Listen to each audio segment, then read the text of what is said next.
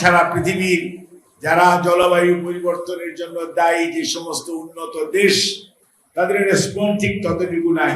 15 থেকে 22 সেকেন্ডের মতো ঢাকা সহ বাংলাদেশে একটি সমসাময়িক কালের মধ্যে ভূমিকম্প হয়েছে এবং ভূমিকম্পটি বেশ তীব্রতা খুব প্রকট।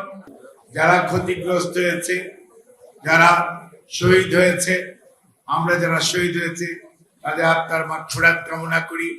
যারা ক্ষতিগ্রস্ত হয়েছে এবং আহত হয়েছে তাদের সুস্থতা। সেই সাথে আমাদের এখনই মনে হয় অনেক প্রস্তুতি গ্রহণ করা প্রয়োজন। আপনারা জানেন যে জলবায়ু পরিবর্তনের এই জন্য একটি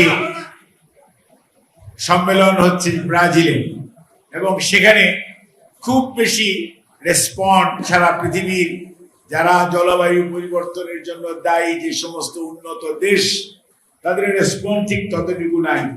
যার জন্য আপনি ইদানিংকালে দেখবেন যে বাংলাদেশে আপনার কখনো দেখা যাচ্ছে শীত খুব লম্বা হচ্ছে, কখনো দেখা যাচ্ছে গরম খুব বেশি পড়ছে, 42 ডিগ্রি পর্যন্ত তাপমাত্রা উঠে যাচ্ছে, কখনো কখনো আমাদের নিম্নাঞ্চল পানির তলায় তলিয়ে যাচ্ছে। অর্থাৎ আমরা যারা 20, 25, 50 বছর আগে যে ভূ রাজনৈতিক এবং জলবায়ুর যে অবস্থা ছিল তারা কিন্তু এখন বুঝতে পারছেন আগের আর বর্তমানের পরিবর্তন কি।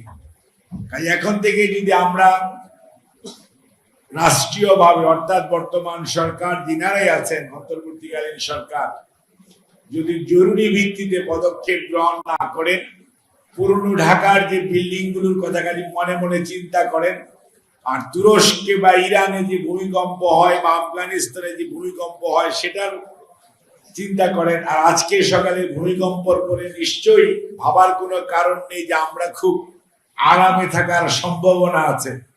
কাজেই সার্বিকভাবে আমি সরকারকে এবং সেই সাথে সচেতন সকল মানুষকে এবং এটার সাথে বিশেষ করে জিওলজিক্যাল সার্ভে এবং যারা বিল্ডিং এর ডিজাইন এন্ড প্ল্যানিং করেন সবকিছু মিলিয়ে আমার মনে হয় this is the right time.